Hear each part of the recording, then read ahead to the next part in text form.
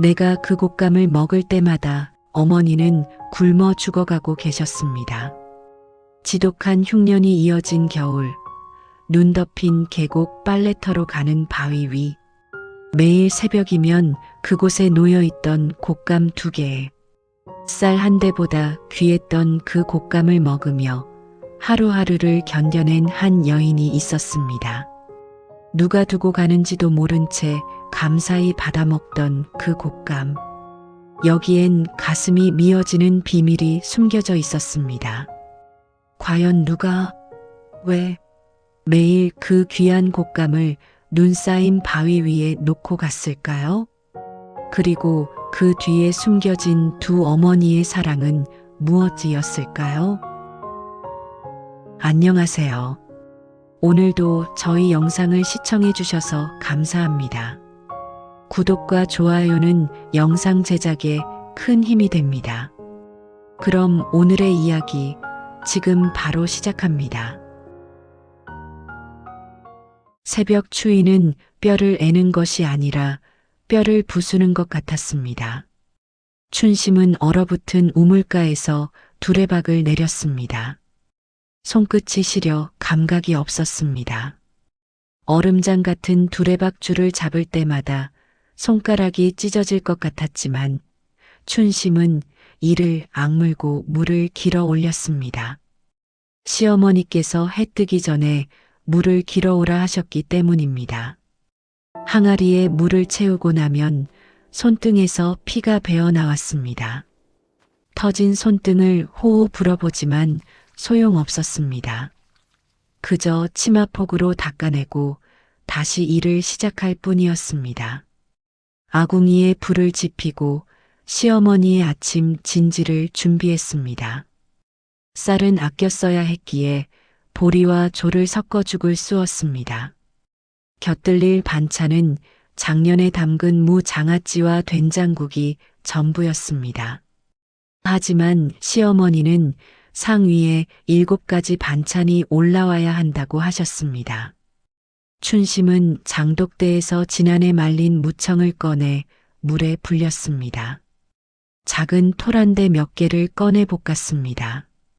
고추장 한 수를 물에 풀어 양념장을 만들었습니다. 그렇게 7가지를 채웠습니다. 없는 것을 있는 것처럼 만드는 것, 그것이 며느리의 도리였습니다. 어머니 진지 드세요. 춘심이 상을 들고 시어머니 방으로 들어갔습니다. 박씨 부인은 상을 한참 들여다보시더니 말씀하셨습니다. 이것이 상이냐? 반찬 가짓수는 맞으나 정성이 부족하구나. 죄송합니다, 어머님. 과부가 된 주제에 게으름까지 피우느냐. 죽은 남편이 지하에서 울고 있을 것이니라. 춘심은 고개를 숙였습니다. 더 이상 변명하지 않았습니다. 변명을 해도 소용없다는 것을 5년 동안 배웠기 때문입니다. 남편이 세상을 떠난 지 5년. 춘심의 나이 28이었지만 거울을 보면 40살은 되어 보였습니다. 고된 일에 시달려 얼굴은 핏기 없이 창백했고 머리카락은 윤기를 잃었습니다. 손은 나무 껍질처럼 거칠어졌고 허리는 늘 욱신거렸습니다. 하지만 더 힘든 것은 몸이 아니라 마음이었습니다. 밤마다 춘심은 친정 쪽 하늘을 바라봤습니다. 저 멀리 산 너머 외딴 초가에 홀로 계실 어머니. 지금쯤 무엇을 하고 계실까? 저녁은 드셨을까? 추운 밤을 어떻게 견디고 계실까? 춘심의 친정은 본래 가난했습니다.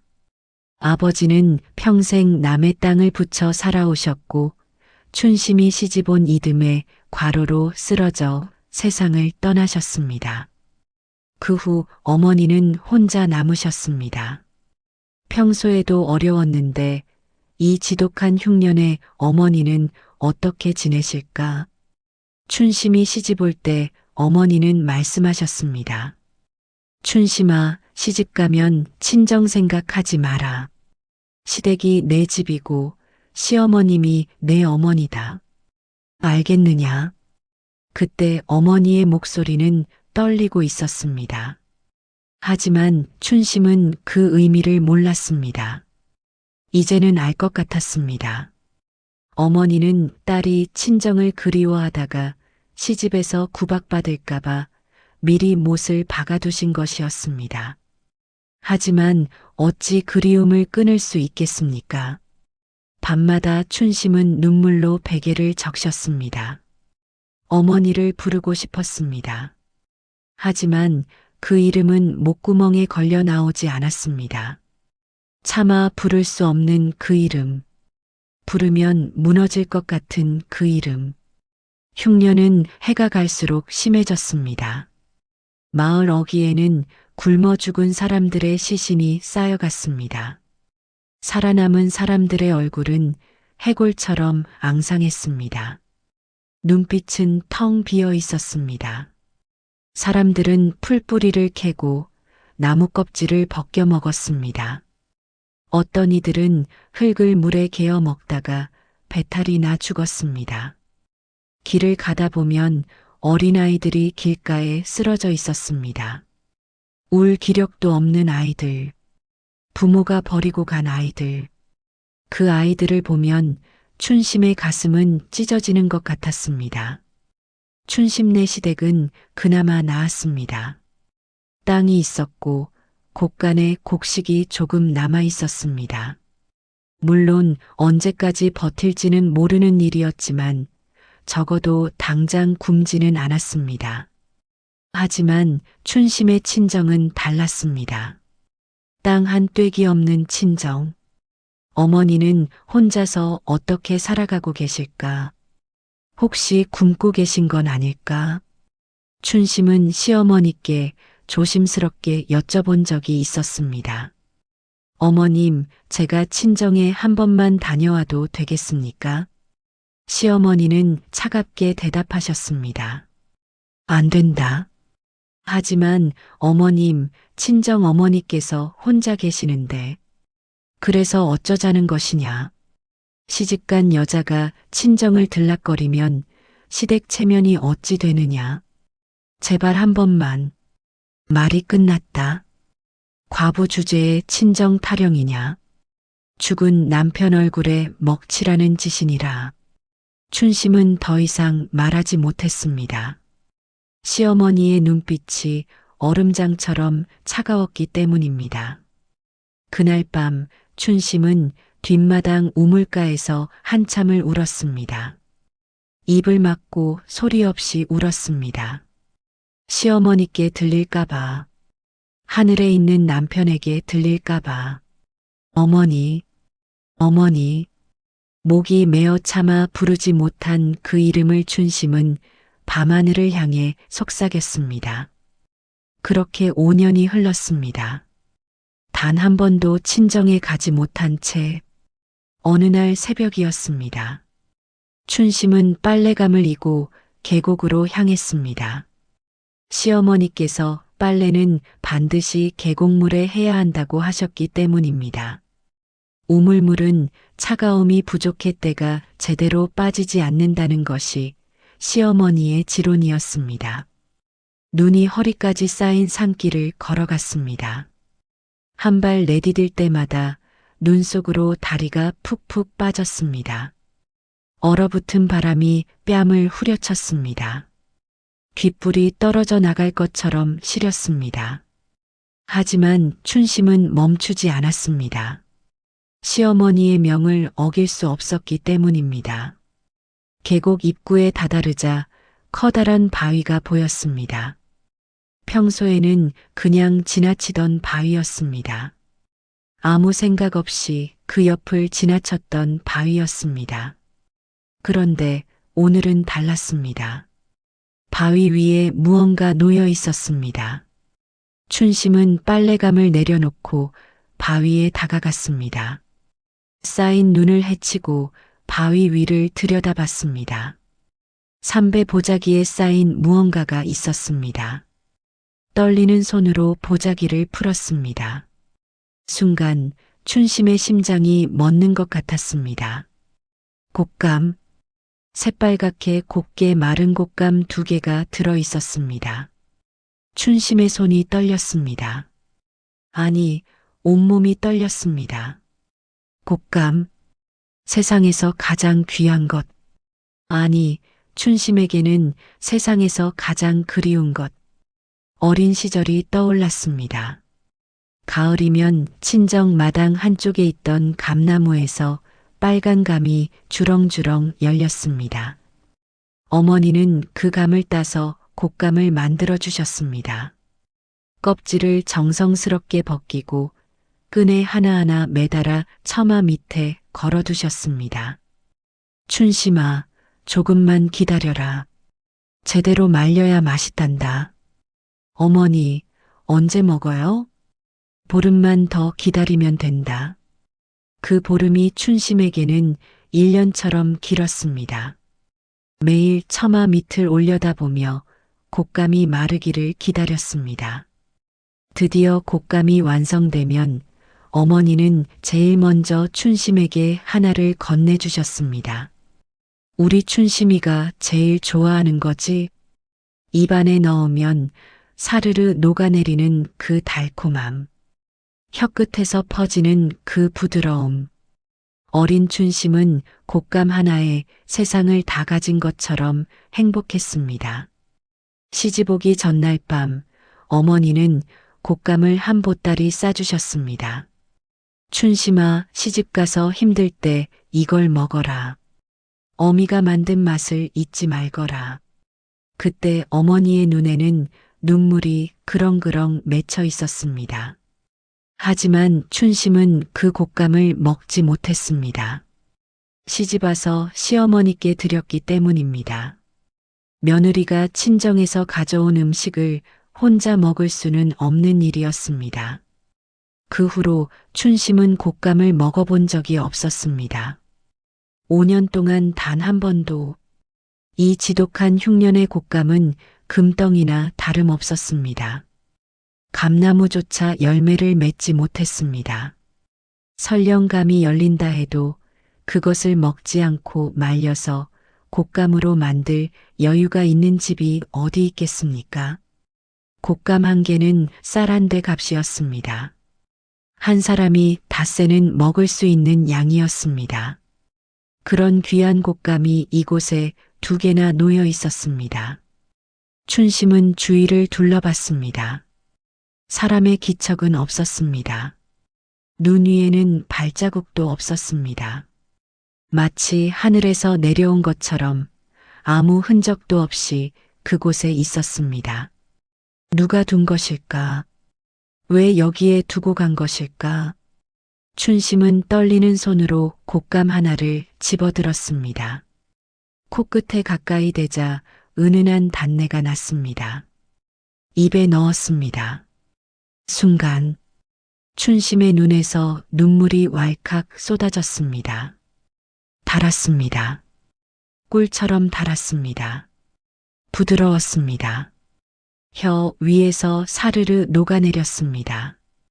어린 시절 어머니가 만들어주시던 바로 그 맛이었습니다. 춘심은 바위에 주저앉아 울었습니다. 손으로 입을 막고 소리 없이 울었습니다. 목구멍으로 곶감이 넘어갔습니다. 굶주림으로 바싹 마른 식도를 타고 내려갔습니다. 따뜻했습니다. 곶감이 뱃속으로 들어가자 몸이 따뜻해졌습니다. 아니, 마음이 따뜻해졌습니다. 얼마나 울었을까? 한참을 울고 나서야 춘심은 고개를 들었습니다. 하늘이 조금씩 밝아오고 있었습니다. 춘심은 남은 곶감 하나를 소중히 보자기에 싸서 품에 안았습니다.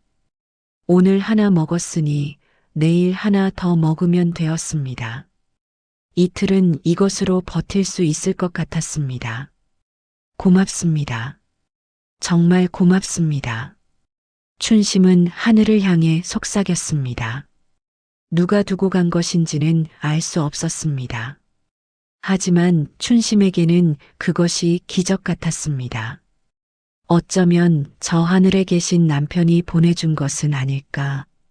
고된 시집살이를 견디는 아내를 불쌍히 여겨 곶감을 보내준 것은 아닐까. 그날 춘심은 평소보다 힘이 났습니다. 얼음장 같은 계곡물에 빨래를 빨 때도, 물을 기를 때도, 마루를 닦을 때도 입안에 남아있는 곶감의 단맛이 춘심을 지탱해 주었습니다. 하지만 춘심은 미처 몰랐습니다. 그 곶감이 내일도 모레도 그 다음 날도 그곳에 놓일 것이라는 것을, 그리고 그 곶감을 놓는 사람이 누구인지, 그 사람이 지금 어떤 상황인지 춘심은 전혀 알지 못했습니다. 그 다음 날 새벽 춘심은 평소보다 조금 일찍 일어났습니다. 혹시나 하는 마음이었습니다. 혹시 오늘도 그곳에 곶감이 있지 않을까? 어제는 우연이었을까? 아니면 누군가 일부러 둔 것일까? 가슴이 두근거렸습니다. 빨래감을 이고 계곡으로 향했습니다. 어제보다 눈이 더 많이 내려 길이 더 험했습니다. 하지만 춘심은 서둘러 걸었습니다. 바위가 보였습니다. 춘심은 숨을 죽이고 다가갔습니다. 눈을 헤치고 바위 위를 살폈습니다. 있었습니다. 어제와 똑같은 삼배 보자기. 그 안에 곶감 2개가 또 놓여 있었습니다. 이럴 수가. 춘심은 무릎을 꿇고 앉았습니다. 떨리는 손으로 보자기를 집어들었습니다. 곶감은 아직 따뜻했습니다. 누군가 얼마 전에 막 놓고 간 것 같았습니다. 주위를 둘러봤습니다. 역시 사람의 기척은 없었습니다. 하지만 눈 위에 희미한 발자국이 보였습니다. 작은 발자국, 여자의 발자국 같았습니다. 발자국은 산 쪽으로 이어져 있었습니다. 춘심은 그 발자국을 따라가 볼까 생각했습니다. 하지만 빨래를 해야 했습니다. 시어머니께서 기다리고 계실 것이었습니다.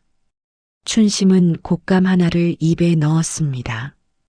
어제와 똑같은 그 달콤함, 혀 위에서 녹아내리는 그 부드러움, 눈물이 또 흘러내렸습니다. 고맙습니다. 정말 고맙습니다. 그날도, 그 다음 날도, 또 그 다음 날도 곶감은 변함없이 그 자리에 있었습니다. 한 번도 빠지지 않았습니다. 비가 오는 날에도, 눈보라가 치는 날에도 그 자리에는 곶감 2개가 놓여 있었습니다. 마치 누군가 춘심이 그곳을 지나가는 시각을 정확히 알고 있는 것처럼, 아니, 춘심이 오기를 애타게 기다리고 있는 것처럼. 춘심은 그 곶감으로 버텼습니다. 아침마다 곶감 하나를 먹으면 온몸에 기운이 돌았습니다. 시어머니께 드릴 식사를 준비하고 빨래를 하고 물을 깃고 마루를 닦는 그 모든 고된 일을, 입안에 남아있는 곶감의 단맛이 춘심에게는 하루를 견딜 힘이 되었습니다. 하지만 궁금했습니다. 도대체 누가 이렇게 귀한 곶감을 매일 두고 가는 것일까? 춘심은 마을 사람들에게 물어봤습니다.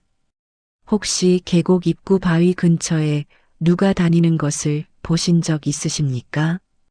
글쎄, 그런 사람은 못 봤는데.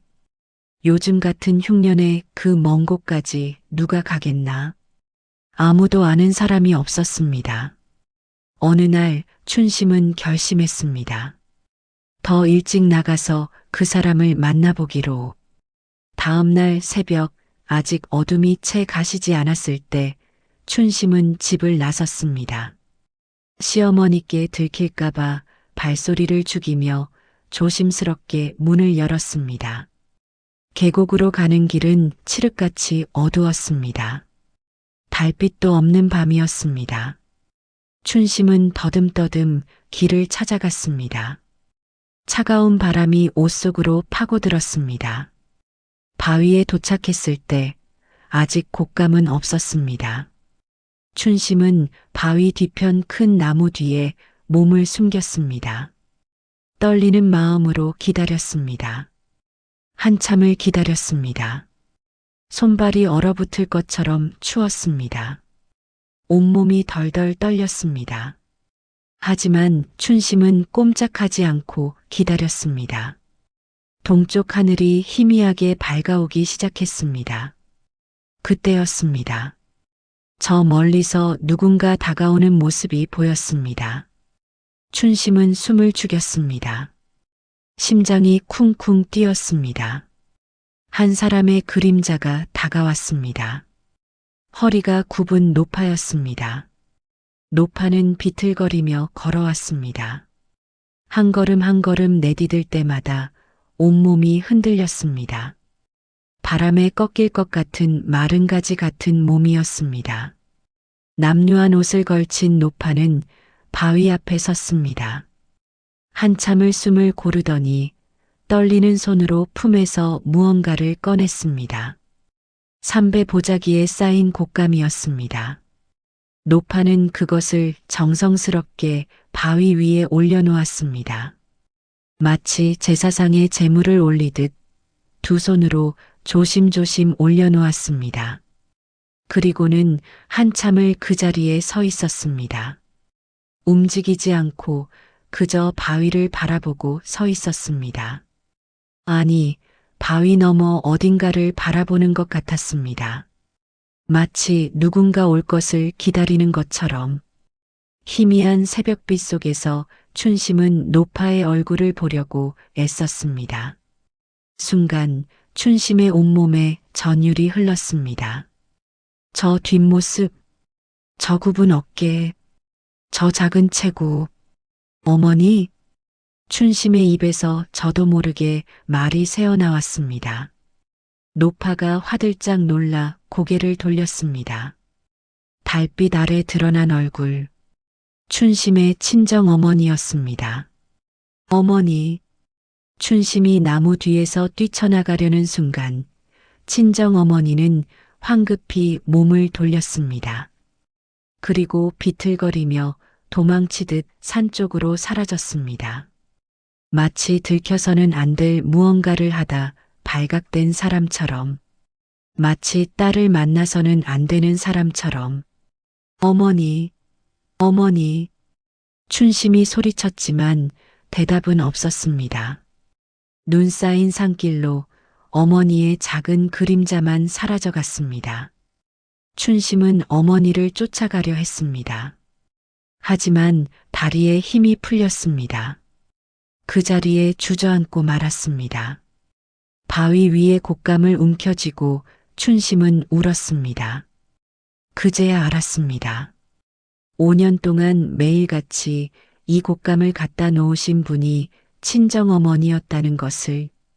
흉년에 굶어 죽는 사람이 즐비한 이 시절에 어머니는 얼마나 굶으셨을까, 얼마나 힘드셨을까, 어떻게 이 귀한 곶감을 구하셨을까.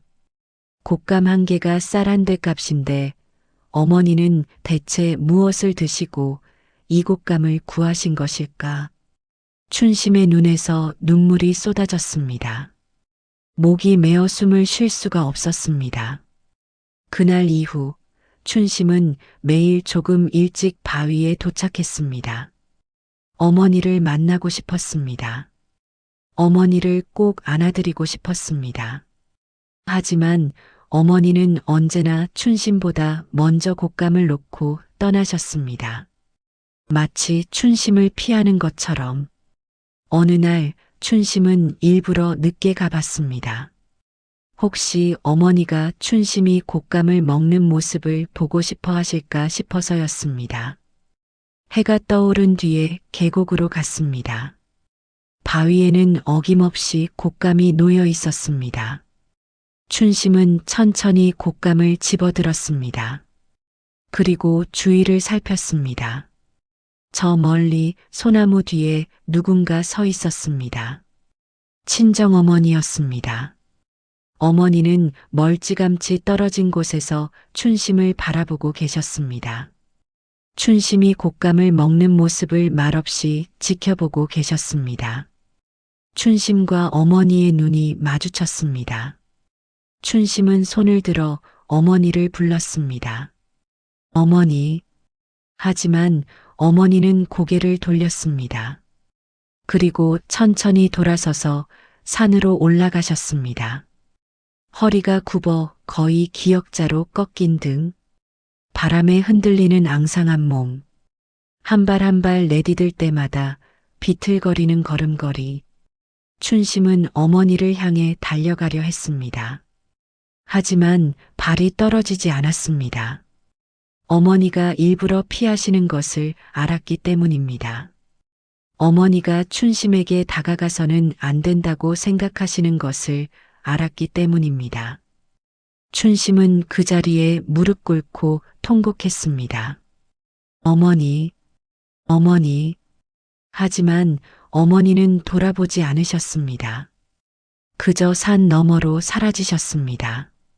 그제야 춘심은 깨달았습니다. 어머니는 춘심이 시댁에서 구박받을까봐, 친정 타령한다고 구박받을까봐 일부러 멀리서만 지켜보고 계셨던 것입니다. 어머니는 춘심을 만나고 싶어 하셨지만 동시에 만나서는 안 된다고 생각하셨던 것입니다. 딸이 시집에서 잘 살기를, 시어머니께 잘 보이기를, 효부로 인정받기를 바라셨던 것입니다. 그래서 어머니는 5년 동안 단 한 번도 춘심을 찾아오지 않으셨습니다.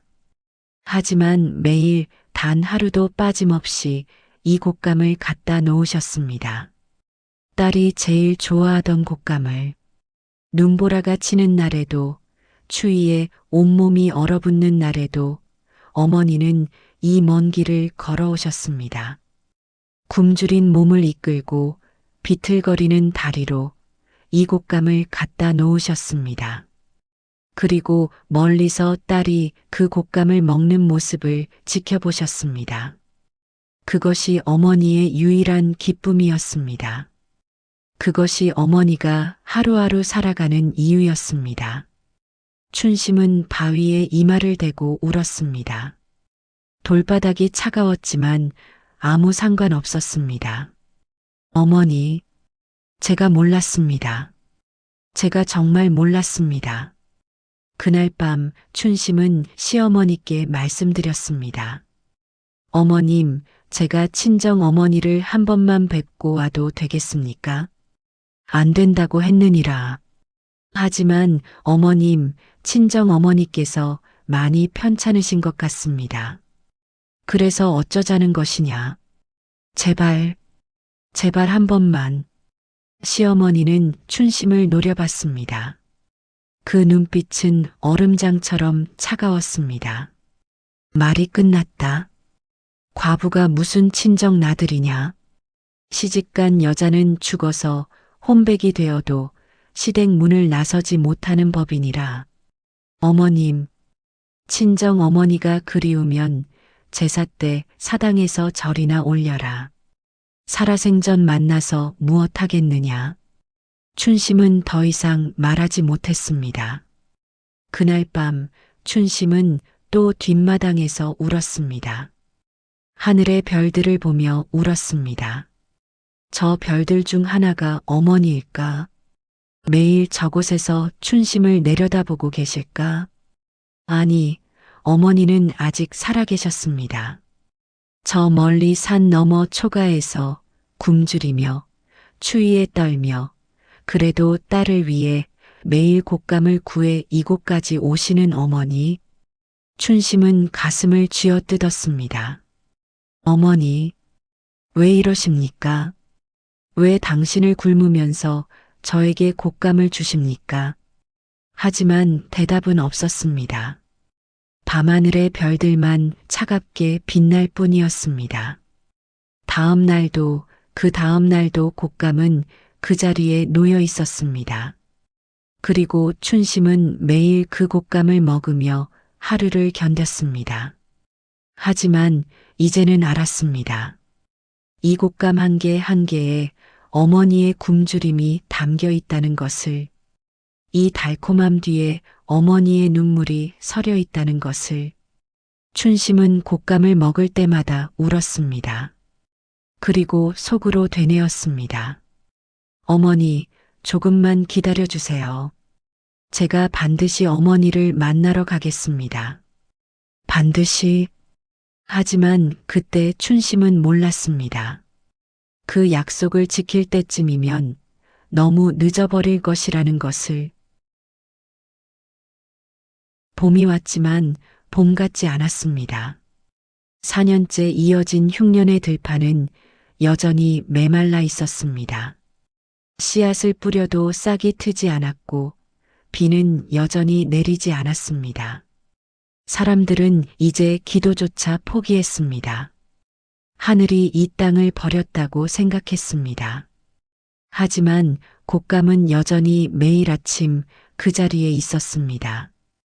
춘심은 이제 매일 아침 계곡으로 가는 것이 일과가 되었습니다. 아니, 그것만이 춘심이 하루를 시작할 수 있는 이유였습니다. 바위에 놓인 곶감 2개. 춘심은 그것을 집어들 때마다 멀리 산 쪽을 바라봤습니다. 혹시 어머니가 계실까? 혹시 오늘은 어머니를 볼 수 있을까? 때때로 어머니가 보였습니다.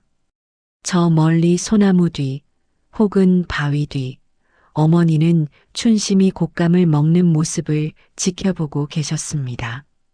춘심이 손을 흔들면 어머니는 고개를 돌렸습니다. 춘심이 다가가려 하면 어머니는 황급히 돌아서서 사라지셨습니다. 그런 날이면 춘심은 그 자리에 주저앉아 한참을 울었습니다. 어머니, 왜 저를 피하십니까? 왜 저에게 오지 않으십니까? 하지만 어머니는 대답하지 않으셨습니다. 세월이 흐를수록 어머니는 점점 더 작아지는 것 같았습니다. 처음 봤을 때보다 허리는 더 굽었습니다. 등이 거의 직각으로 꺾여 있었습니다. 걸을 때마다 온몸이 흔들렸습니다. 바람에 쓰러질 것 같은 마른 나뭇가지 같았습니다. 얼굴은 더 수척해졌습니다. 뺨은 쏙 들어갔고 눈은 깊이 꺼져 있었습니다. 입술은 파랗게 질려 있었습니다. 손은 나무 껍질보다 더 거칠어 보였습니다. 뼈만 남은 그 손으로 어머니는 곶감 보따리를 들고 계셨습니다. 옷은 남루했습니다. 해진 옷을 기워 입으셨지만 곳곳에 구멍이 나 있었습니다. 그 옷으로 어떻게 추운 겨울을 견디셨을까? 춘심은 볼 때마다 가슴이 찢어지는 것 같았습니다. 어머니는 굶고 계셨습니다. 춘심은 알 수 있었습니다. 저렇게 마른 몸은 오랫동안 제대로 먹지 못한 사람의 몸이었습니다. 그런데도 어머니는 매일 곶감을 가져오셨습니다. 곶감 한 개가 쌀 1대 값인데 2개면 쌀 2대. 한 사람이 일주일은 먹을 수 있는 양인데 어머니는 그것을 춘심에게 주셨습니다. 그럼 어머니는 무엇을 드셨을까? 춘심은 상상하기도 싫었습니다. 어머니는 아마 풀뿌리를 캐 드셨을 것입니다. 나무 껍질을 벗겨 드셨을 것입니다. 혹은 아무것도 드시지 못하는 날도 있었을 것입니다. 그렇게 굶으시면서도 어머니는 딸에게 곶감을 갖다 주셨습니다. 어느 날 춘심은 곶감을 먹지 않기로 했습니다. 이걸 먹으면 어머니가 굶으신다. 차라리 내가 굶는 게 낫다. 하지만 바위 앞에 서자 손이 저절로 움직였습니다. 곶감을 집어들었습니다. 입에 넣었습니다. 달았습니다. 너무나 달았습니다. 그리고 눈물이 났습니다. 어머니, 미안합니다. 제가 이걸 먹어서 죄송합니다. 하지만 이것 말고는 제가 견딜 힘이 없습니다. 춘심은 울면서 곶감을 먹었습니다. 한 입 베어 물 때마다 어머니의 얼굴이 떠올랐습니다. 삼킬 때마다 가슴이 아팠습니다. 하지만 먹을 수밖에 없었습니다. 이것이 없으면 춘심은 하루를 견딜 수 없었습니다. 시어머니의 구박은 날로 심해졌습니다. 과부 주제에 게으름을 피우느냐?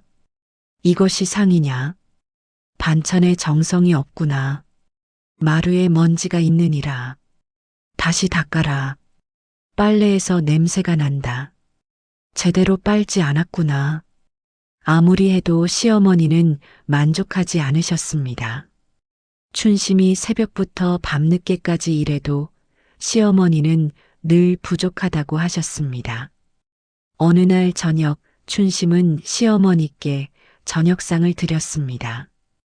평소보다 정성껏 준비한 상이었습니다.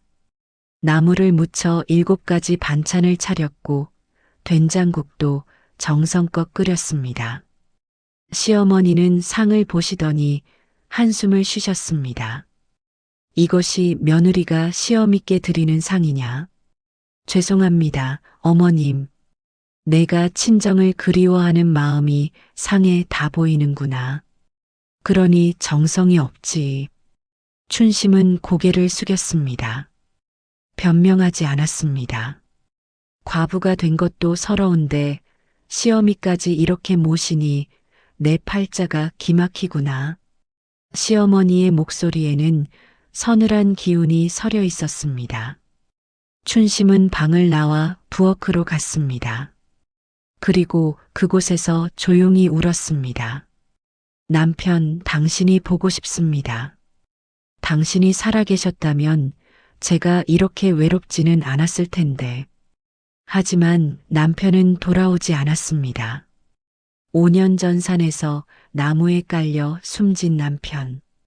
춘심은 그 소식을 듣고 정신을 잃었었습니다. 깨어났을 때 세상은 이미 춘심에게서 모든 것을 빼앗아간 뒤였습니다. 남편도 친정도 이제 춘심에게 남은 것은 아무것도 없었습니다. 아니, 하나 있었습니다. 매일 아침 바위 위에 놓인 곶감 2개. 그것만이 춘심이 살아갈 이유였습니다. 어느 봄날 춘심은 평소보다 조금 늦게 계곡으로 갔습니다. 시어머니께서 아침 일찍부터 심부름을 시키셨기 때문입니다. 바위에 도착했을 때 곶감은 어김없이 그 자리에 있었습니다. 그런데 이상했습니다. 곶감 옆에 작은 편지 한 장이 놓여 있었습니다. 춘심은 떨리는 손으로 편지를 집어들었습니다.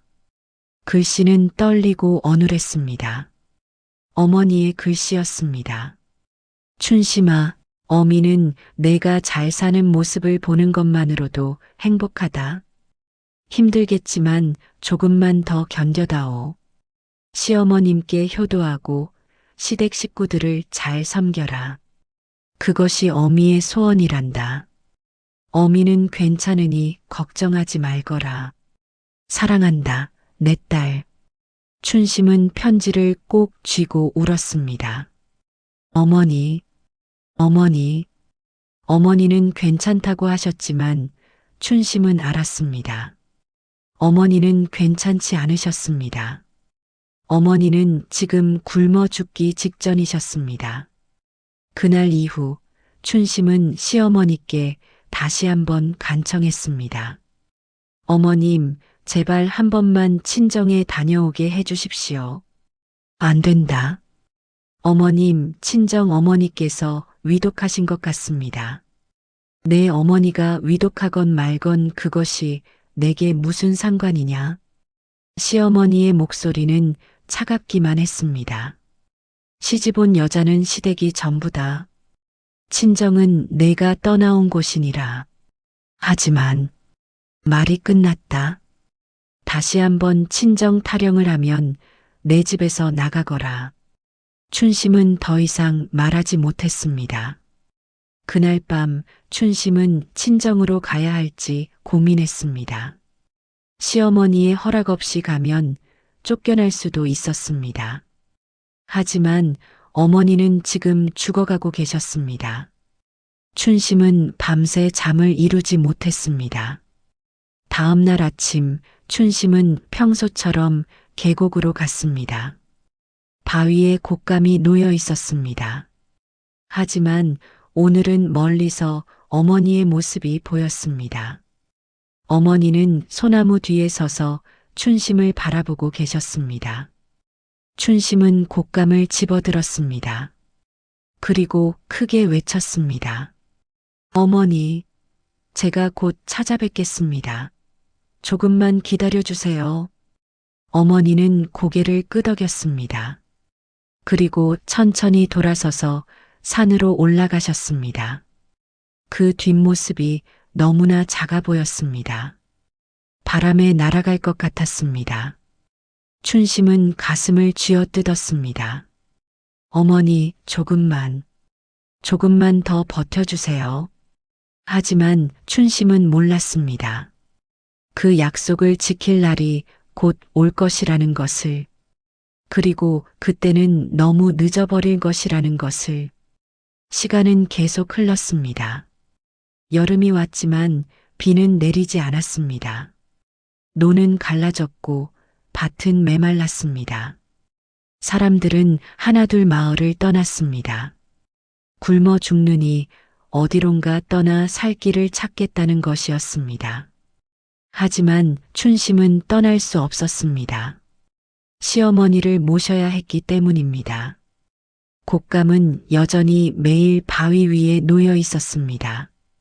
하지만 이제 어머니의 모습은 거의 보이지 않았습니다. 혹시 무슨 일이 생긴 것은 아닐까? 춘심은 불안했습니다. 어느 날 춘심은 곶감과 함께 작은 쪽지를 발견했습니다. 춘심아, 어미는 괜찮단다. 걱정하지 마라. 하지만 글씨는 전보다 더 떨렸습니다. 거의 알아볼 수 없을 정도로 흐릿했습니다. 춘심은 그 쪽지를 품에 넣고 울었습니다. 가을이 왔습니다. 5년 만에 처음으로 조금 비가 내렸습니다. 하지만 너무 늦었습니다. 이미 농사철은 지나갔고 사람들은 너무 많이 굶주렸습니다. 그해 가을, 춘심은 30살이 되었습니다. 남편이 죽고 6년째 되는 해였습니다. 어느 날 저녁 춘심이 시어머니께 저녁상을 드리고 있을 때였습니다. 갑자기 시어머니께서 수저를 놓으셨습니다. 춘심아. 예, 어머님. 시어머니의 얼굴이 평소와 달랐습니다. 창백했습니다. 어머님, 괜찮으십니까? 어지럽구나. 몸이 좋지 않은 것 같다. 그 말을 끝으로 시어머니는 그대로 쓰러지셨습니다. 어머님, 어머님. 춘심은 황급히 시어머니를 부축했습니다. 의원을 불러야 했습니다. 춘심은 마을로 달려갔습니다. 하지만 의원은 이미 마을을 떠난 뒤였습니다. 흉년에 약값을 낼 수 있는 사람이 없어 의원도 살 수 없었던 것입니다. 춘심은 혼자 시어머니를 간호할 수밖에 없었습니다. 며칠을 밤낮으로 간호했습니다. 미음을 쑤어드리고 이불을 덮어드리고 찬물로 이마를 식혀드렸습니다. 시어머니는 의식이 오락가락했습니다. 어느 날 밤 시어머니께서 춘심을 불렀습니다. 춘심아, 내 방에 장롱이 있느니라. 예, 어머님. 그 안에 서랍이 있다. 거기에 편지 한 통이. 시어머니의 목소리는 가늘게 떨렸습니다. 그것을 가져오너라. 춘심은 시어머니의 방으로 갔습니다. 장롱을 열었습니다. 서랍 안에는 정갈하게 접힌 편지 한 통이 있었습니다. 그 편지에는 춘심이 알지 못했던 지난 6년간의 모든 진실이 담겨 있었습니다. 춘심은 떨리는 손으로 편지를 펼쳤습니다. 편지의 글씨는 단정했지만 곳곳에 얼룩이 져 있었습니다. 눈물 자국 같았습니다. 춘심에게 이 편지를 읽을 때쯤이면 아마 내 명이 얼마 남지 않았을 것이다. 너에게 할 말이 있다. 아니, 용서를 구해야 한다. 6년 동안 나는 너를 혹독하게 대했다. 며느리로서가 아니라 종처럼 부렸다. 아들을 잃은 슬픔을 내게 쏟아냈다. 매일 구박하고 힘든 일만 시켰다. 하지만 춘심아, 그것은 너를 미워해서가 아니었다. 춘심의 손이 떨렸습니다. 심장이 쿵쾅거렸습니다. 내 친정 어머니가 걱정되었다. 내가 시집 온 지 얼마 안 되어 아들이 세상을 떠났을 때 나는 내 친정을 찾아갔다. 내가 과부가 되었으니 친정으로 돌아가고 싶어 할까봐 내 어머니께 말씀드리러 갔다. 하지만 내 친정 형편을 보고 나는 놀랐다. 너무나 가난했다. 먹을 것도 없고 땅 한 떼기 없는 집. 내 어머니는 혼자 계셨다. 그리고 나를 보자마자 눈물을 흘리시며 말씀하셨다. 춘심이를 제발 보살펴 주십시오. 저는 딸을 먹여 살릴 힘이 없습니다. 부디 시댁에서 잘 살 수 있게 해 주십시오. 그날 나는 내 어머니께 약속했다.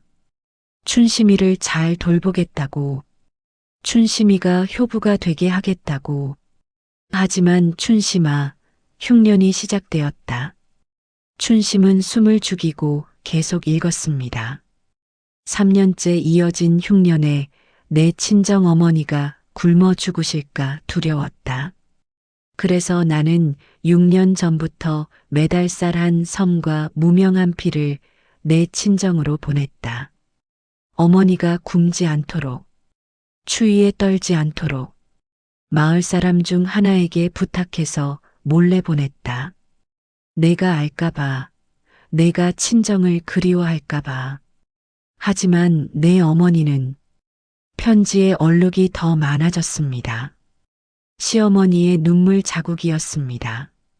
내 어머니는 그 쌀과 무명을 모두 팔아 곶감을 사셨다. 그리고 매일 새벽 먼 길을 걸어 계곡 바위에 그 곶감을 놓고 오셨다. 나는 알고 있었다. 심부름 가는 사람을 통해 들었다. 내 어머니가 쌀을 받으시면 곧바로 시장에 가서 팔고 그 돈으로 곶감을 사신다고. 당신은 풀뿌리를 캐드시면서도 딸에게 줄 곶감을 사신다고. 나는 마을 사람에게 부탁했다. 내 어머니를 설득해 달라고. 제발 당신이 드시라고. 하지만 내 어머니는 말씀하셨단다. 춘심이는 어렸을 때부터 곶감을 제일 좋아했습니다. 시집살이가 힘들 때 이 곶감을 먹으면 힘이 날 것입니다. 이것이 어미가 딸에게 해줄 수 있는 유일한 것입니다. 춘심의 눈에서 눈물이 쏟아졌습니다. 편지를 쥔 손이 떨려 글씨가 흔들렸습니다. 나는 내가 매일 아침 그 곶감을 먹는 것을 알고 있었다. 내가 그 곶감으로 하루하루 버티는 것을 알고 있었다. 그리고 나는 일부러 너에게 더 혹독하게 대했다. 춘심아, 내가 친정을 그리워하지 못하도록, 내가 친정으로 달려가지 못하도록, 만약 내가 친정에 가서 내 어머니의 그 처참한 모습을 본다면 너는 견디지 못할 것 같았다. 내가 시집을 떠날 것 같았다. 아니, 내 어머니께서 당신 때문에 딸이 고생한다며 스스로 목숨을 끊으실 것 같았다. 그래서 나는 일부러 너를 붙잡아 두었다. 일부러 친정에 가지 못하게 했다. 내 어머니는 딸을 효녀로 만들고 싶어 하셨다. 당신이 굶더라도, 당신이 쓰러지더라도 딸만은 시집에서 잘 살기를 바라셨다. 나는 그 마음을 알았다. 어미의 마음을 알았다. 그래서 나는 너에게 엄격했다. 내가 효부가 되도록, 내 어머니의 희생이 헛되지 않도록. 너를 시험한 게 아니었다. 너를 미워한 게 아니었다. 다만 내가 너무 서툴렀다. 편지에는 큰 얼룩이 져 있었습니다. 시어머니께서 울면서 쓰신 것이 분명했습니다. 춘심아, 용서하거라. 내가 사랑을 표현하는 방법이 잘못되었다. 내가 너무 차갑게 대했다. 하지만 내 마음속에는 늘 내가 있었다. 내 어머니에 대한 걱정도 늘 있었다. 이제 내 친정으로 가거라. 어머니를 모셔오너라. 내 어머니는 내 어머니다. 우리 함께 모시자꾸나. 이 집도 이 땅도 모두 내 것이다. 내가 원하는 대로 하거라. 그리고 내 어머니께 전해다오. 춘심이를 훌륭한 며느리로, 훌륭한 딸로 키워주셔서 고맙다고. 당신의 희생을 헛되지 않게 하겠다고. 미안하다, 춘심아.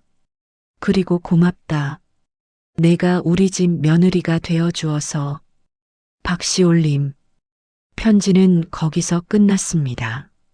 춘심은 편지를 든 채 그대로 얼어붙었습니다. 온몸이 떨렸습니다. 입술이 떨렸습니다. 숨을 쉴 수가 없었습니다. 어머님, 춘심은 시어머니의 방으로 뛰어갔습니다. 시어머니는 병상에 누워 계셨습니다. 눈을 뜨고 계셨지만 초점이 없었습니다.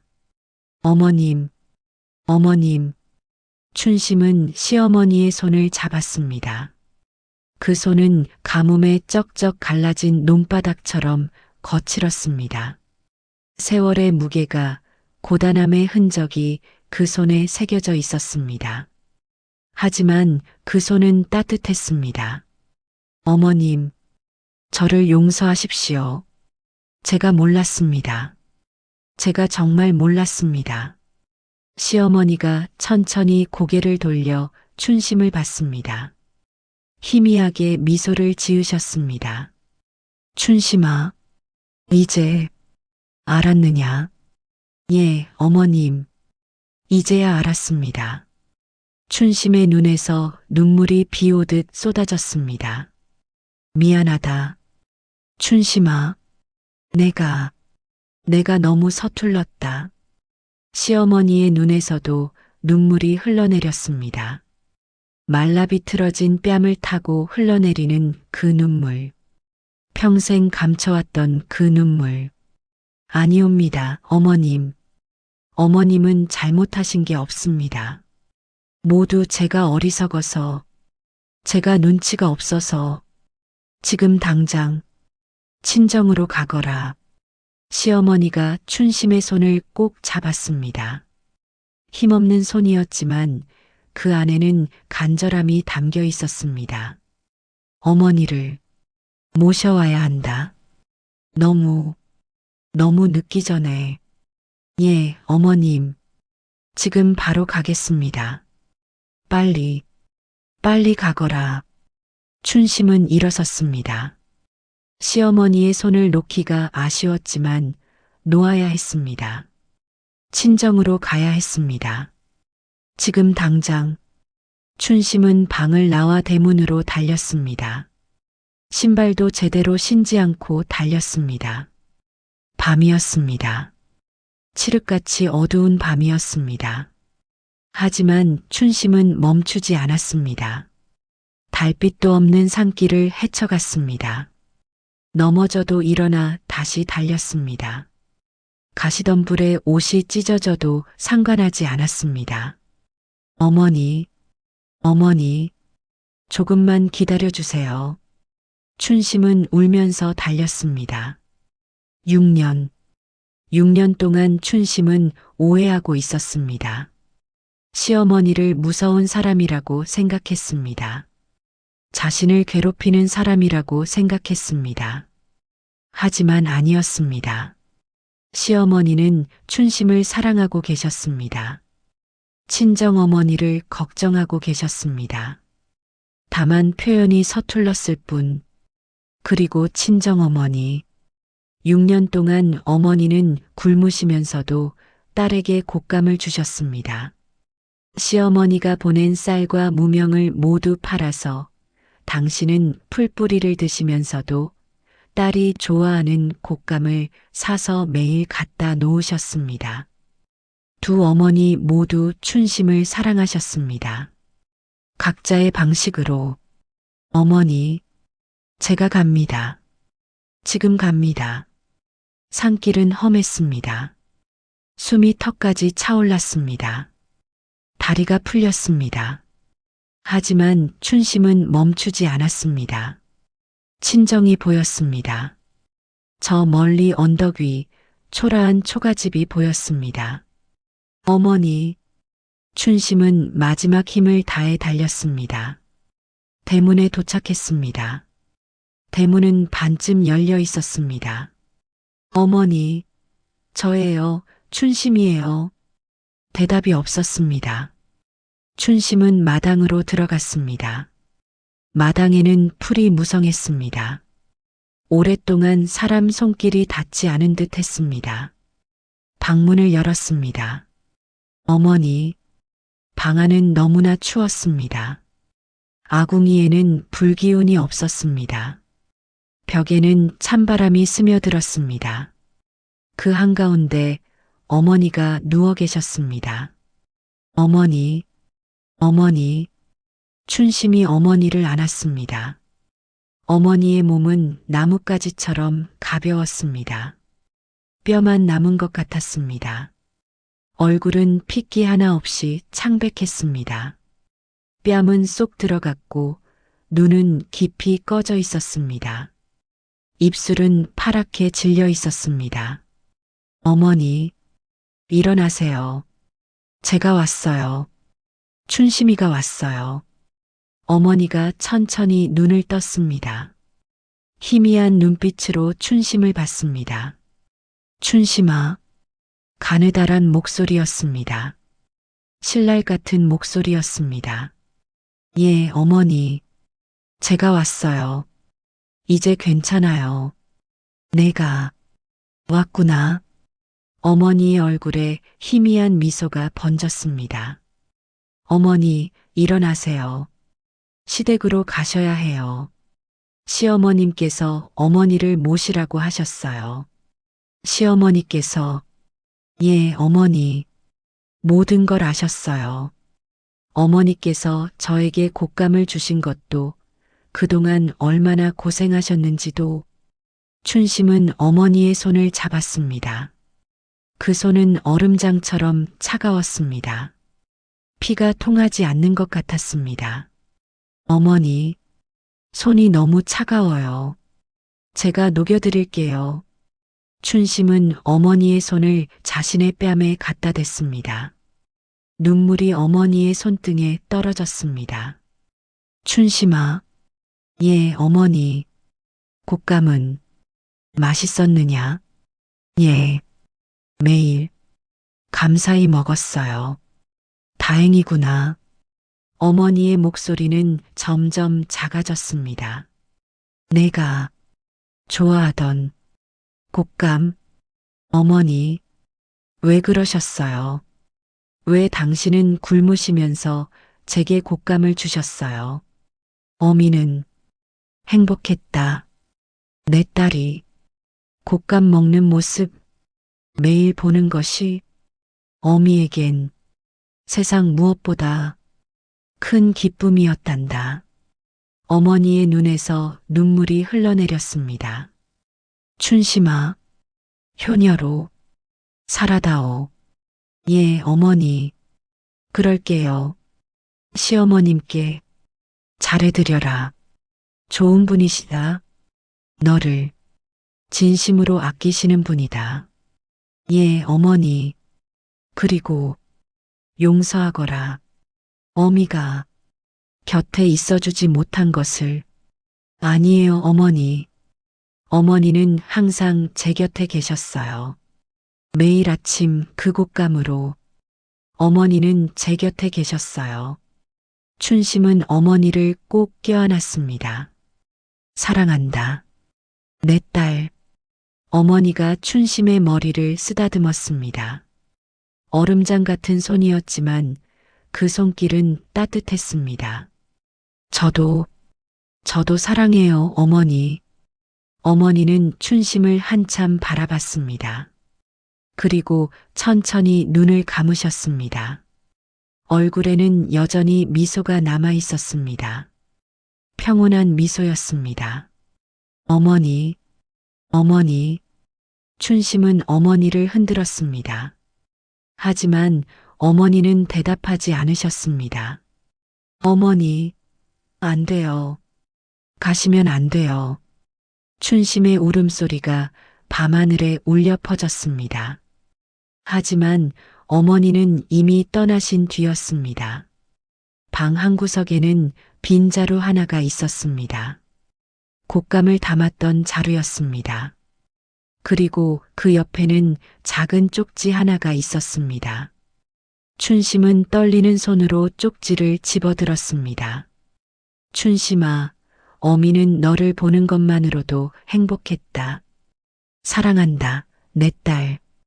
춘심은 쪽지를 꼭 쥐고 울었습니다.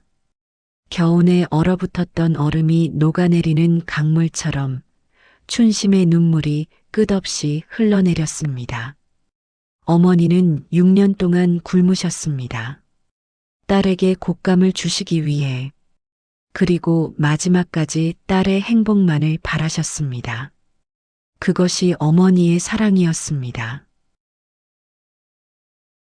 춘심은 어머니를 등에 업었습니다. 너무나 가벼웠습니다. 한 줌의 무게밖에 나가지 않는 것 같았습니다. 뼈와 가죽만 남은 몸, 6년 동안 굶주리며 살아오신 몸. 어머니, 이제 집으로 가요. 우리 집으로. 춘심은 어머니를 업고 산길을 내려왔습니다. 눈물이 멈추지 않았습니다. 한 걸음 한 걸음 내디딜 때마다 눈물이 떨어졌습니다. 하늘에서는 눈이 내리기 시작했습니다. 첫눈이었습니다. 하얀 눈송이가 춘심의 어깨에, 어머니의 몸에 소복이 쌓였습니다. 마치 하늘이 어머니를 위해 흰 옷을 입혀주는 것 같았습니다. 시댁에 도착했을 때는 동이 트고 있었습니다. 마당에 어머니를 조심스럽게 내려놓고 춘심은 시어머니의 방으로 갔습니다. 어머님, 시어머니는 병상에 누워 계셨습니다. 하지만 어제보다 안색이 조금 나아 보였습니다. 춘심아, 어머니는, 춘심은 고개를 숙였습니다. 말하지 않아도 시어머니는 아셨습니다. 시어머니의 눈에서 눈물이 흘러내렸습니다. 내가 너무 늦게 말했구나. 아니옵니다, 어머님. 미안하다. 정말 미안하다. 시어머니는 일어나려고 애쓰셨습니다. 춘심이 부축했습니다. 어머님, 무리하시면 안 됩니다. 아니다. 나가야 한다. 어머니를 배워야 한다. 시어머니는 춘심의 부축을 받아 마당으로 나왔습니다. 눈 쌓인 마당 한가운데 어머니가 누워 계셨습니다. 시어머니는 어머니 앞에 무릎을 꿇었습니다. 어머님, 용서하십시오. 제가 너무 늦게 며느리를 보냈습니다. 시어머니는 어머니의 손을 잡았습니다. 그리고 그 손을 자신의 이마에 갖다 댔습니다. 어머님, 춘심이를 훌륭하게 키워주셔서 감사합니다. 딸을 효녀로 만들어주셔서 감사합니다. 시어머니의 목소리는 떨렸습니다. 어머님께서 보내주신 딸, 제가 잘 돌보겠습니다. 이제는 제가 어머니 노릇을 하겠습니다. 부디 편히 가십시오. 눈은 계속 내렸습니다. 춘심과 시어머니는 한참을 그렇게 어머니 곁에 앉아 있었습니다. 말없이 앉아 있었습니다. 눈물만 흘렸습니다. 얼마나 지났을까? 시어머니가 입을 열었습니다. 춘심아, 어머니를 잘 모시자꾸나. 예, 어머님. 산 뒤 양지 바른 곳에 묘를 쓰자. 햇살이 잘 드는 곳에. 예, 어머님. 그리고 매년 제사를 지내자. 내 친정 어머니는 내 어머니니라. 춘심은 시어머니를 안았습니다. 고맙습니다, 어머님. 정말 고맙습니다. 두 사람은 오랫동안 그렇게 안고 울었습니다. 며칠 후 춘심은 어머니를 산 뒤 양지 바른 곳에 모셨습니다. 마을 사람들이 와서 도와주었습니다. 가난한 마을이었지만 사람들은 정성을 다해 장례를 치러주었습니다. 묘 앞에서 춘심은 절을 올렸습니다. 어머니, 이제 편히 쉬세요. 딸이 매년 찾아뵙겠습니다. 매년 곶감을 가져오겠습니다. 어머니께서 저에게 주셨던 그 곶감을 만들어서 가져오겠습니다. 춘심은 묘 앞에 곶감 2개를 올려놓았습니다. 마지막으로 어머니께서 주신 그 곶감이었습니다. 어머니 사랑합니다. 시어머니도 곁에서 절을 올렸습니다. 어머님, 춘심이를 잘 키워주셔서 감사합니다. 이제 저희가 어머님의 뜻을 이어받아 잘 살겠습니다. 그날 밤 시어머니는 춘심을 불렀습니다. 춘심아, 앉거라. 예, 어머님.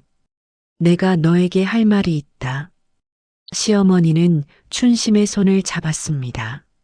나는 내가 미웠던 적이 없다. 단 한 번도. 어머님. 다만 사랑하는 방법을 몰랐을 뿐이다. 내 아들을 잃은 슬픔에 나는 너에게 따뜻하게 대할 여유가 없었다. 시어머니의 눈에 눈물이 맺혔습니다. 하지만 내 친정 어머니를 보며 깨달았다. 진정한 사랑이 무엇인지, 희생이 무엇인지. 어머님, 내 어머니는 위대하셨다. 당신의 모든 것을 포기하면서도 딸의 행복만을 바라셨다. 나는 그런 어머니가 되지 못했다. 아니옵니다, 어머님. 어머님도 저를 사랑하셨습니다. 제가 이제야 깨달았을 뿐입니다. 춘심은 시어머니를 안았습니다. 어머님께서도 친정 어머니를 도와주셨습니다. 6년 동안 쌀과 무명을 보내주셨습니다. 그것이 없었다면 어머니는 훨씬 더 일찍 돌아가셨을 것입니다. 하지만 부족했다. 내가 더 일찍 내 어머니를 모셔왔어야 했다. 어머님, 자책하지 마십시오. 어머니께서도 원하지 않으셨을 것입니다. 어머니는 제가 시댁에서 잘 사는 것을 보는 것만으로도 행복하셨습니다. 두 사람은 한참을 그렇게 안고 있었습니다.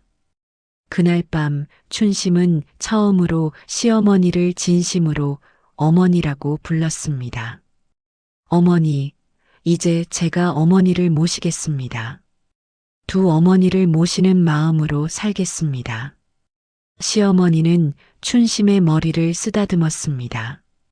고맙다, 내 딸아. 그 후로 시어머니는 빠르게 회복되었습니다. 춘심의 지극한 정성 덕분이었습니다.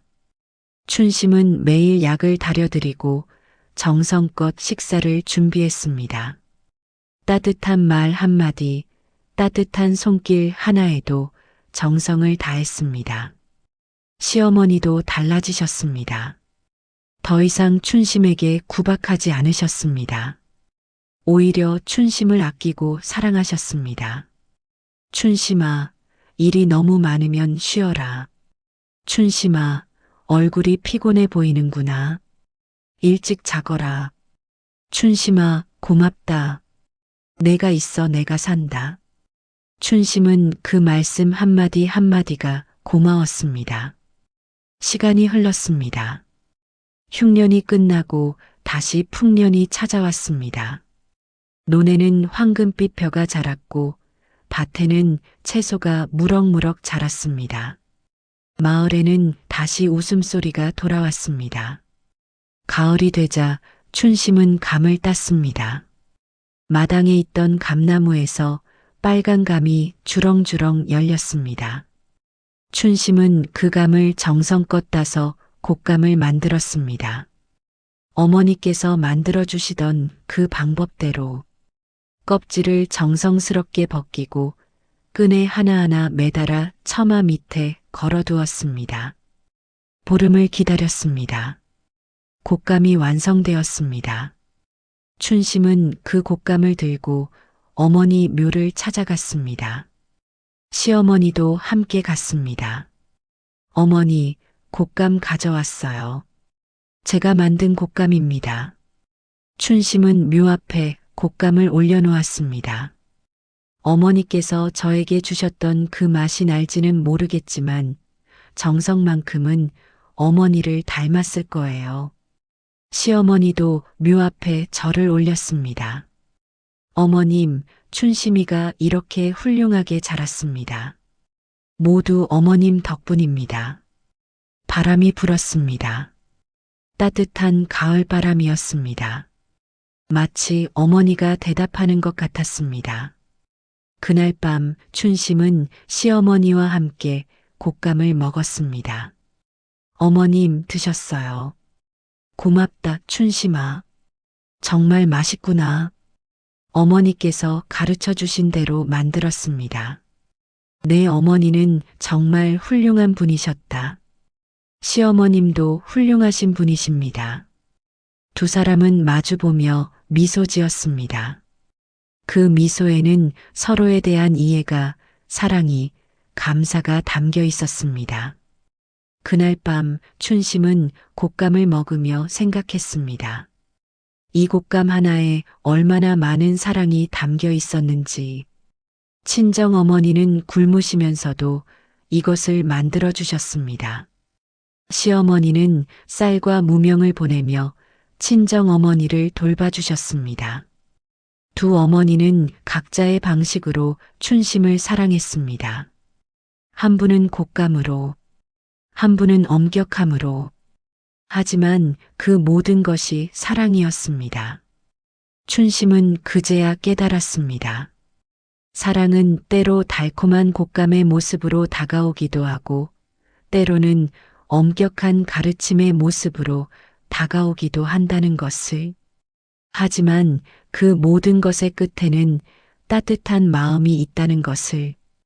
그 후로 춘심은 매년 가을이면 곶감을 만들었습니다. 그리고 어머니 묘에 올렸습니다. 어느 해에는 시어머니께서 함께 곶감을 만들어 주셨습니다. 춘심아, 내가 내 어머니께 배우는 마음으로 만들겠다. 고맙습니다, 어머님. 두 사람은 나란히 앉아 감을 깎았습니다. 껍질을 벗기고 끈에 매달았습니다. 그 모습을 보면 춘심은 가슴이 따뜻해졌습니다. 시어머니는 말씀하셨습니다. 춘심아, 내 어머니는 위대하셨다. 나는 그분을 본받고 싶구나. 어머님도 충분히 위대하십니다. 아니다. 나는 사랑하는 법을 몰랐다. 내 어머니께서 가르쳐 주셨다. 시어머니의 눈에 눈물이 맺혔습니다. 사랑은 말이 아니라 행동이라는 것을, 사랑은 자랑하는 것이 아니라 조용히 베푸는 것이라는 것을. 춘심은 시어머니의 손을 잡았습니다. 어머님, 어머님도 그렇게 하셨습니다. 친정 어머니를 도와주신 것도, 저를 지켜주신 것도 모두 사랑이었습니다. 고맙다, 춘심아. 내가 이해해줘서. 세월이 흘렀습니다. 춘심은 시어머니를 정성껏 모셨습니다. 시어머니도 오래 사셨습니다. 춘심의 효성 덕분에 편안한 노년을 보내셨습니다. 시어머니께서 세상을 떠나실 때 마지막으로 춘심의 손을 잡고 말씀하셨습니다. 춘심아, 내 덕분에 나는 행복했다. 어머님, 내 친정 어머니께 전해다오.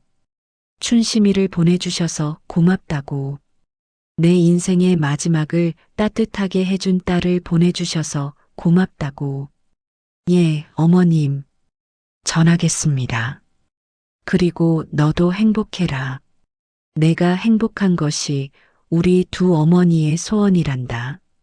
시어머니는 평온하게 눈을 감으셨습니다.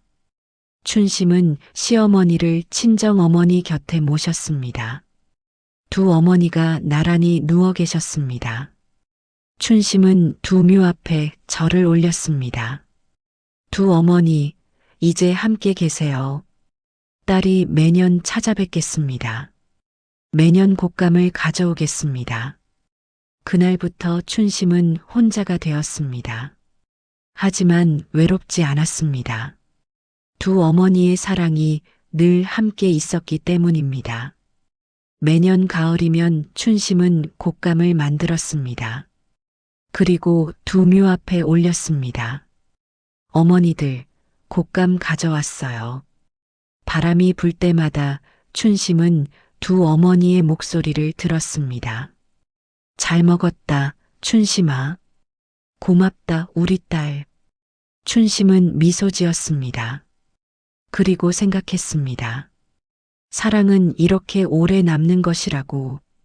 곶감 하나에 담긴 사랑이 평생을 가는 것이라고. 세월이 흘러 춘심도 늙었습니다. 머리는 희끗희끗 새었고 허리도 조금 굽었습니다. 하지만 춘심의 얼굴에는 늘 미소가 있었습니다. 마을 사람들은 춘심을 존경했습니다. 두 어머니를 지극정성으로 모신 효녀라고, 평생을 혼자 살면서도 늘 밝은 모습으로 남을 도운 분이라고. 어느 가을날 춘심은 평소처럼 곶감을 만들었습니다. 이제는 손이 떨려 예전처럼 깔끔하게 만들지는 못했지만 그래도 정성만큼은 변함이 없었습니다. 곶감이 완성되자 춘심은 산으로 올라갔습니다. 두 어머니의 묘 앞에 섰습니다. 어머니들, 또 한 해가 갔습니다. 딸이 또 왔습니다. 춘심은 곶감을 올려놓았습니다. 이제 저도 늙었습니다. 곧 어머니들 곁으로 갈 것 같습니다. 바람이 불었습니다. 따뜻한 바람이었습니다. 그때까지 기다려주세요. 조금만 더 기다려주세요. 춘심은 묘 앞에 앉았습니다. 그리고 한참을 그렇게 앉아 있었습니다. 해가 저물어 갔습니다. 붉은 노을이 하늘을 물들였습니다. 춘심은 일어서서 산을 내려왔습니다. 집으로 돌아오는 길에 계곡을 지나쳤습니다. 그 바위가 보였습니다. 60년 전 매일 아침 곶감이 놓여있던 그 바위. 춘심은 바위 앞에 섰습니다. 그리고 미소 지었습니다. 어머니, 그때 정말 고마웠어요. 춘심은 품에서 곶감 하나를 꺼내 바위 위에 올려놓았습니다. 이제는 제가 드릴 차례예요. 바람이 불어 나뭇잎들이 춤을 췄습니다. 마치 어머니가 기뻐하는 것 같았습니다. 춘심은 하늘을 올려다봤습니다. 어머니들 사랑합니다. 그리고 고맙습니다. 별들이 반짝이기 시작했습니다. 그 별들 중 2개가 유난히 밝게 빛났습니다. 춘심은 알았습니다. 그것이 두 어머니라는 것을. 춘심은 집으로 돌아왔습니다.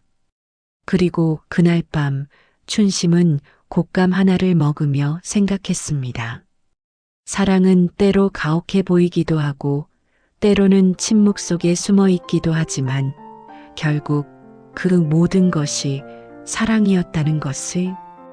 두 어머니는 각자의 방식으로 춘심을 사랑했습니다. 그리고 그 사랑은 춘심이 평생 잊지 못할 가장 큰 선물이 되었습니다. 오늘 이야기는 여기까지입니다.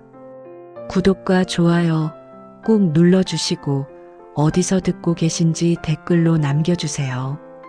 여러분이 계신 그곳에 따뜻한 행운이 가득하길 바랍니다. 다음에도 더 좋은 이야기로 찾아뵙겠습니다. 감사합니다.